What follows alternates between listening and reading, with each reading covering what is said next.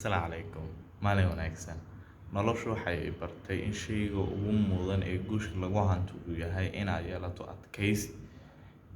Adkaysi aad u adkaysanayso dhibaatooyinka, caqabadaha, fariimaha xun iyo dambaalada xun ee kaaga imaanaya dadyooga kala duwan ama deegaanka kugu hareeraysan.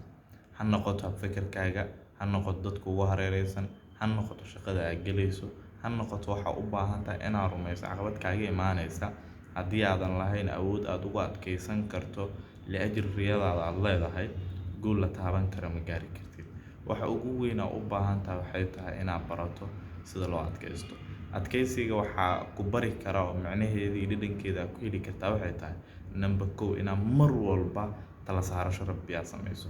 Markaad go'aan gaarto in Alla tala saarato. Fa idaa cazamta fatawakkal cala Allah. Tala saarasho Rabbi waa number 1. Number 2 waxaa ah inaad mar walba is xasuusisid riyada quruxda badan ee aad leedahay. Hadafka quruxda badan ee aad leedahay aad isdareensisid dadka inaysan arkaynin wax dambe adigu aad arkayso ee kaliya arkayaan wax maanta dhacaya. Wax maanta dhacaya macna ma sameynayso. Suuragal inaad maanta guuleysan weysid, suuragal inaad biri guuleysan weysid, laakiinse one day waxaa noqon doonta qof looga daydo shaqada uu joogtay aawadeed. Ugu dambeyn, baro sida loo adkaysto, waxaad baran doontaa sida loo guuleysto. Maalin wanaagsan.